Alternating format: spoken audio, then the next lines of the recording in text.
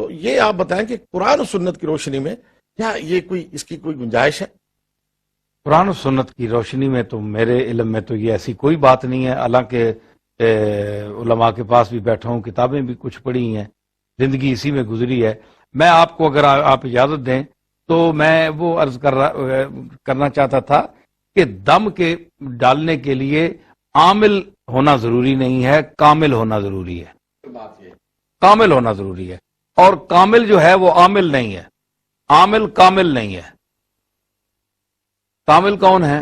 کامل وہ ہے جو رسول اللہ صلی اللہ علیہ وسلم کے اسوہ حسنہ کا متبع کامل ہو، وہ کامل ہے۔ اور پھر وہ جب کامل بنتا ہے تو اللہ اپنے فضل سے اسے اکمل بھی بنا دیتا۔ ماشاءاللہ، ٹھیک ہے جی۔ اور پھر مثلا میں اس کے لیے یہ ضروری نہیں ہے کہ آپ اس طرح میں نے عرض کیا کہ قرآن شریف پڑھیں، کوئی چیز پڑھیں۔ اب کوئی شخص قرآن مجید کی آیات کی افادیت سے تو انکار نہیں کر سکتا، لیکن آپ کسی خاص چیز کے لیے پڑھیں یا ایک کاروبار کے لیے پڑھیں تو وہ افادیت کھو جائے گی، ختم ہو جائے گی، کیونکہ اللہ نے یہ کاروبار چلانے کے لیے یہ نہیں اتارا، پڑھنے کے لیے، تدبر کے لیے، تفکر کے لیے اتارا ہے اور عمل کے لیے اتارا ہے۔ تو جب کامل آدمی ہوتا ہے تو اس کی زبان سے جو چیز نکلے اللہ اسے قبول فرماتا ہے۔ مثلا میں اپنے حضرت پیر مہر علی شاہ صاحب کا ایک واقعہ پیش کرنا چاہتا ہوں۔ ایک ہمارے شاہ صاحب تھے، ان کے مرید پیر امام شاہ صاحب لودرا، وہاں ملتان کے قریب ایک جگہ ہے، وہاں کہتے تو ان کے دانت میں درد ہو گیا بہت۔ وہ بیچارے روتے آئے اور سرائکی زبان میں وہ کہنے لگے، ہائے سائیں ڈاڈی پیڑے، ہائے سائیں ڈاڈی پیڑے، یعنی مجھے بہت درد ہے، بہت درد ہے۔ تو اپنے پیر صاحب حضرت پیر مہر علی شاہ صاحب سے عرض کی، اب میں کامل کی بات کر رہا ہوں۔ تو پیر صاحب، اب چاہیے تو یہ تھا کہ پیر صاحب قرآن شریف پڑھتے، کوئی حدیث کا جملہ بولتے، یہ کرتے کچھ نہ کچھ۔ تو آپ نے کیا کیا، آپ ان سے بڑی مہربانی فرمایا کرتے تھے، وہ مرید بھی تھے اور خود وہ بہت بڑے عالم تھے۔ تو پیر صاحب نے فرمایا، اچھا سائیں، شاہ صاحب بہت ڈاڈی پیڑے، ڈاڈی پیڑے، وہی 3 مرتبہ ان کے جملے دہرا کر ان کے منہ پہ کہنے لگے، منہ کھولیں۔ انہوں نے منہ کھولا، آپ نے دم ڈالا، اللہ نے شفا دے دی۔ اب وہ بڑے سمجھدار تھے، انہوں نے کہا، حضور انہی الفاظ کی میں اجازت چاہتا ہوں، اگر آپ میرے پاس کوئی آئے تو میں، فرمایا آپ ڈال دیا کریں یہی الفاظ کہہ کر۔ وہ جب تک زندہ رہے جی، کوئی دنیا میں ان کا جو مرید آتا تھا، جہاں کی کوئی تکلیف ہو، وہی لفظ ہائے سائیں ڈاڈی پیڑے وہ کر کے جناب دم ڈال دیتے تھے، اللہ اس کو شفا۔ اب پیر مہر علی شاہ صاحب نقطہ کیا سمجھ آیا کہ یہ جو شفا آپ کو ملی ہے، یہ پیر مہر علی شاہ صاحب نے شفا نہیں دی، شافی پیر مہر علی شاہ نہیں ہے، اور کوئی صاحب بھی نہیں ہے، شافی اللہ ہے۔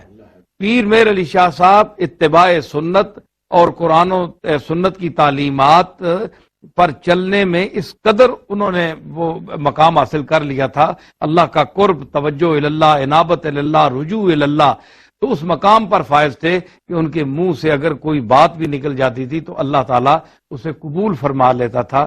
تو یہ ہے کامل کا دم ڈالنا۔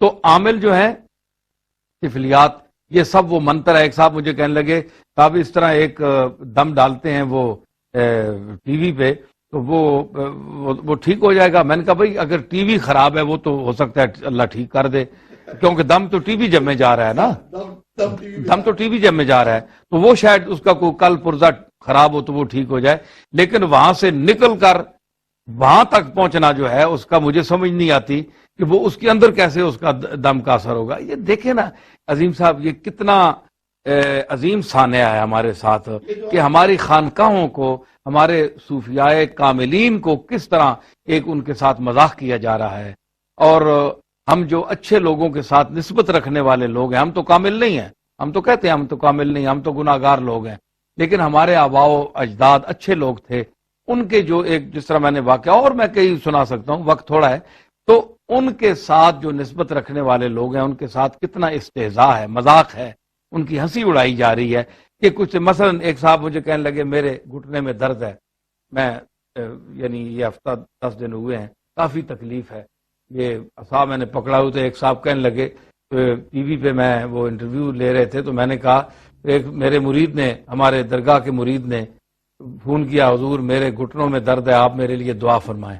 میں نے کہا یار میرے اپنے گھٹنے میں درد ہے، تو میرے لیے دعا کر، اور میں سارے پیروں سے کہتا ہوں، پاکستان کے پیروں کے بھی اور انگلینڈ کے بھی پیروں کو کہتا ہوں کہ خدا را مجھے ایسا دم ڈالیں یا ٹی وی پر آ کر، تاکہ دنیا دیکھے اور مجھے شفائے کلی ہو جائے، اور وقت دیں، ٹائم دیں کہ 3 منٹ میں تمہیں شفا ہوگی، 5 منٹ میں ہوگی، تو میں اس کے ہاتھ پر بیعت کروں گا، میں اس کا بیعت کروں گا، مرید بن جاؤں گا۔ یہ بات آپ کی بڑی ہے۔ کئی پیر تو اس طرح کا دعویٰ کرتے ہیں کہ آپ فلاں جگہ پر ہاتھ رکھیں، ابھی جو ہے نا آپ کا درد ٹھیک ہو جائے گا، اور کئی واسطے دے نظر اور منت بنواتے ہیں۔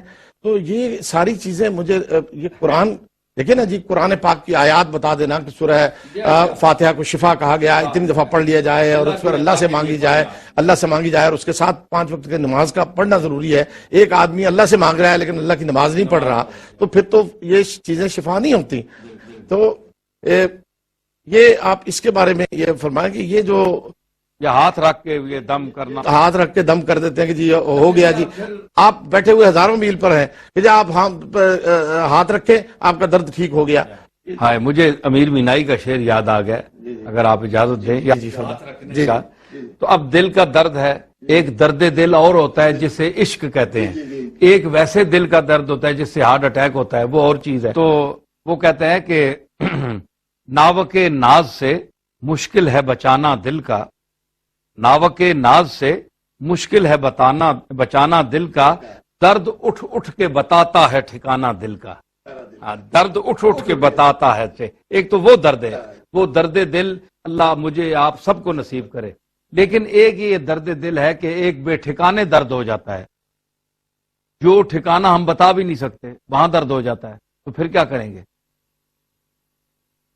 بھائی؟ سر میں ہو گیا، ہاتھ لگانے کی جگہ تو ہم بتا سکتے ہیں۔ یہ جو بعض اوقات یہ جو ہے کہ بعض پیران نظام سے خانقاہی نظام میں بیعت کا سلسلہ جو تھا ایک مروج تھا۔ اب میں قطع کلام کر رہا ہوں، میں یہ نظر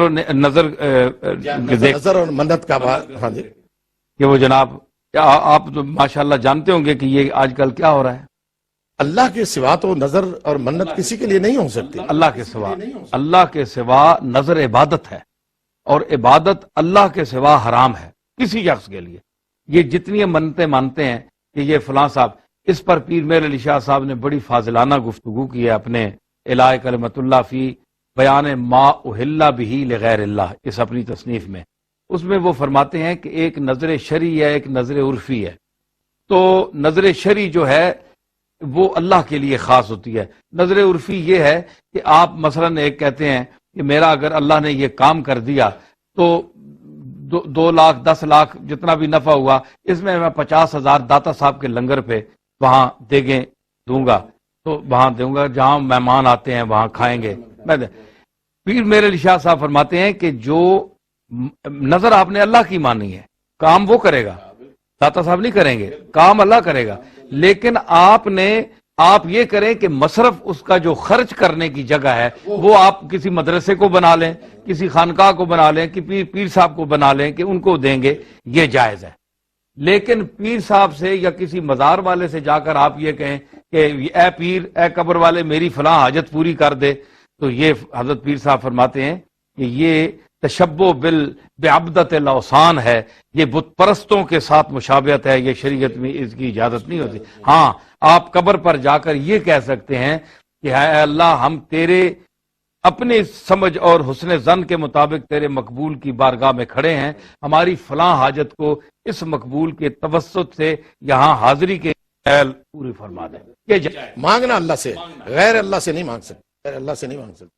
جناب یہ سجادہ نشینی جو ہے، بیعت جو ہے آج کل ہر کوئی شخص کہتا ہے بیعت کا ایک مروجہ طریقہ ہے، رسول اللہ صلی اللہ علیہ وسلم کے طریق پر صحابہ کبار نے لی ہے، اولیاء اعظام نے لی ہے، لیکن آج کل تو یہ عجیب سلسلہ ہے کہ جناب ٹی وی پر بیٹھ کے کوئی کہتا ہے کہ جی اجازت دے دو جی، ہاں جی، یہ اجازت ایک عجیب سی ہو گئی ہے۔ کیا اس کا تصور ہے، کیا اس کے بارے میں آپ فرماتے ہیں؟ علامہ صاحب، آپ مجھ سے بخوبی بہتر جانتے ہیں کہ بیعت جو ہے نا، یہ ایک معاہدہ ہے بیعت کا، اور آج کل وہ لوگ بیعت کر رہے ہیں جنہیں بیعت کا لفظ کا معنی نہیں آتا، اور یہ کس سینس میں، کس مفہوم میں لغت میں ہے، اور پھر شریعت میں اس کا معنی کیا ہے۔ اور حضور علیہ الصلوۃ والسلام نے بیعت رضوان کے متعلق جو آیات ہیں اور جس کا ذکر قرآن مجید میں بھی ہے کہ ید اللہ فوق ایدیہم فمن نکث فانما ینکث علی نفسہ ومن اوفی بما عاہد علیہ اللہ فسیؤتیہ اجرا عظیما. یہ قرآن کی وضاحت ہے کہ معاہدہ ہے ہاتھ میں ہاتھ دے کر، جس طرح آپ ایک معاہدہ کرتے ہیں پنچایت میں اس طرح بیٹھ کر، یار سارے ہاتھ ملاؤ اس بات پر کہ ہم ایسا کریں گے، یہ ہے بیعت. اصل کس کا معنی یہ ہے. تو حضور نے صحابہ سے یہ بیعت لی تھی کہ اس بات پر فلاں فلاں پر، عورتوں کی بیعت لی تھی کہ وہ چوری نہیں کریں گی، زنا نہیں کریں گی وغیرہ، قرآن نے بھی اس میں ذکر کیا ہے. تو یہ ایک طریقہ ہے، لیکن اس کو ہم نے ثابت کرنے کے لیے جناب کہ یہ بیعت ضروری ہے، تو آپ کریں پیر بننے کے شوق میں کہ جو پیر جس خانقاہ میں پیدا ہوا وہ ضرور بیعت کرے. تو اس کے لیے حضرت پیر مہر علی شاہ صاحب نے اپنی کتاب میں آداب شیخ بھی لکھے ہیں کہ جو بیعت کر سکتا ہے، جس کو اجازت ہے، اس کے لیے عالم دین ہونا ضروری ہے. عالم دین ہونا، پھر جناب متقی جو ایک معیار ہے اللہ کے نزدیک، اس میں تو انبیاء ہی پورے اتر سکتے ہیں، اس تقوی کے مقام پر تو کوئی ہے، لیکن بہرحال اپنی طرف سے وہ گناہوں سے بچا ہو اور کم از کم عالم دین ہو، وہ بیعت کر سکتا ہے. جس کو دین کی کچھ سمجھ ہو، جو بات سمجھ سکتا ہو، کوئی بیان کر سکتا ہو، کوئی لکھ پڑھ سکتا ہو. اب ایک ان پڑھ آدمی جس کو دین کا پتہ ہی نہیں ہے، وہ کس بات پر بیعت کرے گا؟ یہ بیعت کوئی پیسے بٹورنے کے لیے تو نہیں ہوتی کہ آج کل تو جس طرح عام طور پر یہ ہوتا ہے کہ مرید جو ہیں وہ ان کو اپنے چیلے بھیج دیے جاتے ہیں، اور جو 10 آدمی لے آئے گا اس کو خلافت مل جائے گی، تو اس نے 10 آدمی گھسیٹ کر لے آیا. اب ظاہر ہے کہ جو ان پڑھ لوگ ہیں وہ کہتے ہیں ہم نے جی ان کے ہاتھ میں ہاتھ دیا ہے، یہ ہمارے پیر ہیں. اب یہ ان کو پتہ نہیں ہے کہ یہ پیر صاحب کو کچھ آتا جاتا بھی ہے کہ نہیں، دین بھی پڑھے ہوئے ہیں کہ نہیں، ان کو کچھ ان کے پاس علم بھی ہے یا نہیں. وہ کہتے ہیں اب جو وہ نذرانہ دیں گے، پیسے دیں گے، وہ پیر صاحب کو دیں گے. آج کل پیسہ بٹورنے کے لیے زیادہ مرید بنانے کی کوشش کی جاتی ہے تاکہ زیادہ سے زیادہ جو ظاہر مرید ہوگا وہ پیسے ان کو دے گا. تو اصل جو روح ہے تصوف کی وہ ختم ہو رہی ہے. پیسہ بٹورنے کا ایک طریقہ ہے. اللہ ماشاءاللہ کوئی دنیا میں ہو تو میں نہیں کہہ سکتا، اچھے لوگ بھی ہیں، لیکن کاملین مشائخ کا تصور تو ضروری ہے. یہ ان کا دیکھ رہے، یہ چیز ہی ان کی ہے، یہ چیز ہی ان کی ہے. ہم لوگ تو ویسے ہی ہیں، اصل تو چیز ان کی ہے. تو کم از کم جس ناج پر انہوں نے یہ بیعت کا طریقہ اختیار کیا تھا، اور اس پہ حالانکہ بڑے اعتراضات بھی ہیں بیعت پر. وہ اب ایک طبقہ ہے وہ کہتا ہے جناب بیعت جو ہے وہ ضروری ہے، اس کے بغیر انسان جو ہے وہ ابلیس جو ہے شیطان اس کا پیر ہوتا ہے، جس کا یہ ایک غلط بات ہے. اس کا کوئی وجود نہیں، نہ یہ حدیث ہے، پتہ نہیں کس کا قول ہے، انہوں نے حدیث بنا دی، کوئی حدیث نہیں ہے.